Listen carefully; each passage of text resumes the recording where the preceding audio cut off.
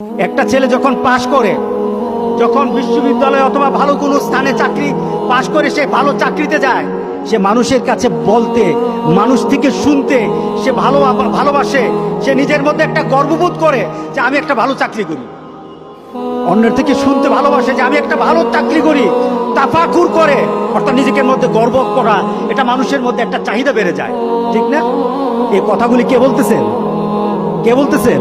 আল্লাহ বলতেছেন তোমরা পছন্দ করো নিজেদের গর্বটা মানুষের কাছে বলতে, নিজের অবস্থানটা মানুষের কাছে প্রকাশ করতে গর্ব করো। এরপরে এরপর বয়সের একটা সীমায় চলে যাও।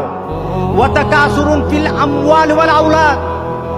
চাকরি করার পর সাথে সাথে কিন্তু অর্থ বাড়ানোর তার চাহিদা থাকে না।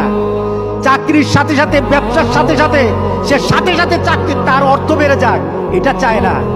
বিয়ে করার পর সাথে সাথে কিন্তু তার বাচ্চা গণনা করে না, কিন্তু একটা পর্যায়ে গেলে সে গণে আমার 5 ছেলে, আমার 6 ছেলে, আমার এতটা মেয়ে। গণে কিনা বলেন?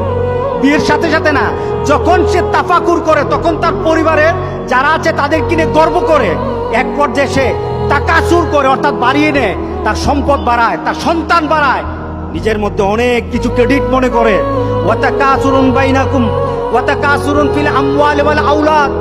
সম্পদ আর সন্তান বৃদ্ধির মধ্যে মানুষ পড়ে যায়। এটা হলো মানুষের জিন্দেগি।